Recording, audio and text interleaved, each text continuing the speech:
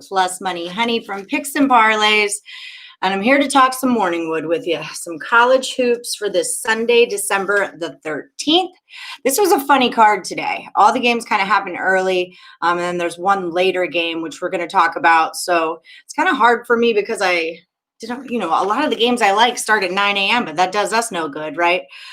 So I'm going to talk Jacksonville State at Tennessee Tech, and then I'm going to talk Stanford at USC.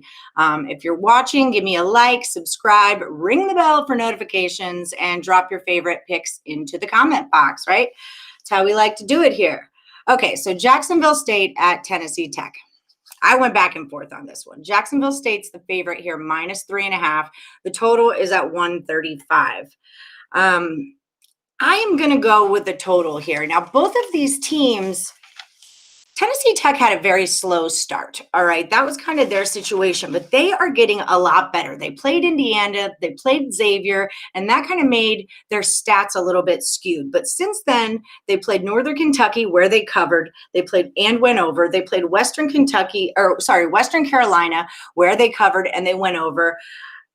So I was kind of looking to take Tennessee Tech here, but then you look at Jacksonville State and they're a solid team too. So picking a side was really difficult for me. If I had to pick a side, I think I would lay the points with Jacksonville State. But because Jacksonville is coming off a pretty close loss to a really good Florida International, 70-74. That was their first loss of the season, or their second loss of the season, but the first was to Alabama. So it's their first loss in a minute. Tennessee Tech is still winless, but they went into overtime with Western Carolina, who's a really, really good team. So my play on this, I think my best bet here is that it's going to go over the 135. I think these guys are going to come at each other head to head. Tennessee Tech is really looking for that first win, and going into overtime, I feel like they had it. The taste was in their mouths there. And then Jacksonville State, who's super solid, is coming off a loss, which they are going to want to avenge. So yeah, over 135 is what I'm looking at for this one. And then again with the side, Jacksonville State, Tennessee Tech just seems to get lost in the second half of the game. So that's a problem for me. And Jacksonville has a lot of upperclassmen coming off of their team. So I really like when upperclassmen play together. I feel like there's more team unity there. So that's my play. Take it Jacksonville State at Tennessee Tech over the 135. If you have to pick a side, I would have to go with Jacksonville State. I'm moving right along. I'm going to talk Stanford at USC. Clearly, I do a lot of work, gentlemen. All right, ladies and gentlemen, get my papers organized. If you're just joining, give me a like, subscribe, ring the bell for notifications. Let me know what you think. Say hello. Just waking up here as well. So still in my jammy jams. Okay, so Stanford at USC. Now, both of these football teams came off of really big come from behind wins last night. So you got to figure these schools are pumped, right? And they're playing in a prime time spot also. So that always sticks in my brain that you're going to play harder. You're the only basketball game really that's going to be on at the time. Hi, Mario.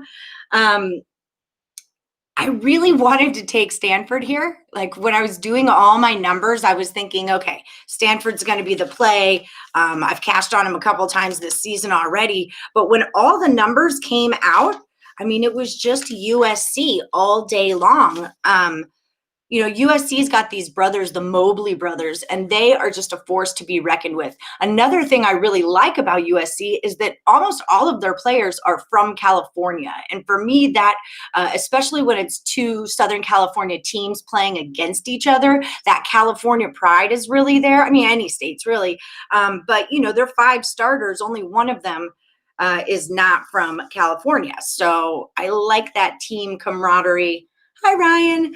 And also, USC is bigger. They're much bigger. They've got a 7-footer. They've got a 6'10" guy coming off the bench. They've got a 6'9", a 6'8". So they're a bigger team. They're also better shooters. They are. Where's my number? Yeah, they're averaging 76 to 79 points a game, whereas Stanford's like more in the 69 to 71 range. USC rebounds more. They're averaging 43 compared to 32. So the more and more I look at it, I think laying the point with USC, point and a half is where to go. It's minus 1.5, and the totals here is 135. And also they have a way better bench. USC has a much stronger bench. So I'm going to suggest to lay the point and a half with USC here. I also like this one to go over the total of 135 as well. But I don't know how many of you out there are in-gamers. I'm a huge in-gamer, and Stanford at USC has in-game written all over it for me. All right. And when I see games like this where I think it's going to go back and forth, I want to wait for a better number. And in football, we talk all the time about key numbers, right? 3s, 7s, 21, stuff like that. Well, for me, my basketball key number in a close game is 4.5, right? It's decisively more than one possession, right? A lot of people like 3.5s. I want that extra little juice there, okay? And what often happens in college basketball games is in the beginning, I mean, if you watch Notre Dame, Kentucky yesterday morning, it's a perfect example. In the first half, someone usually jumps out to some big dumb lead, right?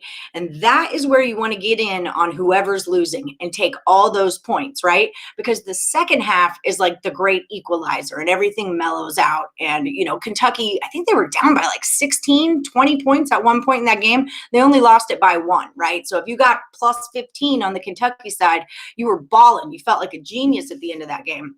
The other thing that I do with in play in close games like Stanford USC is it's like my plus money honey flip-flop kind of thing, right? So I wait for one team to get to the plus 150 range, and then I take that. Then I wait for the other team to get to the plus 150 range, and I take that. And here's my thought process behind it, right? You can't do this with every game. This is kind of like my bankroll saver, right? Say you put $100 down on a plus 150, and then you get on the other side, put $100 down on that plus 150. So your 200, your 100 and your 100, $200 cancels itself out, but you're going to take the $50 out of the middle. And the value is there because you can't lose your bet, right? You're hedging yourself in the same game to where you can't lose that bet.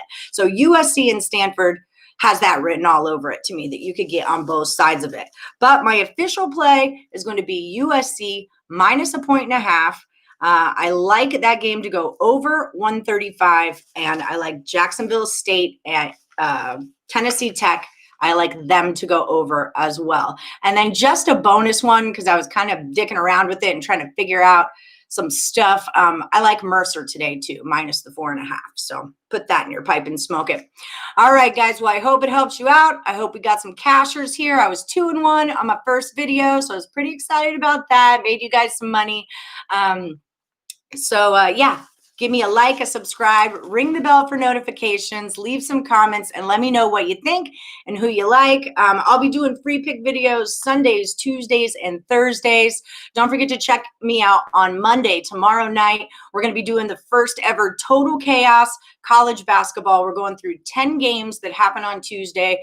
Kurt Alexander and I will give you our play on the over and the under of those college basketball games. All right? Oh, thanks, Ryan. I love you guys. Happy Sunday, man. Let's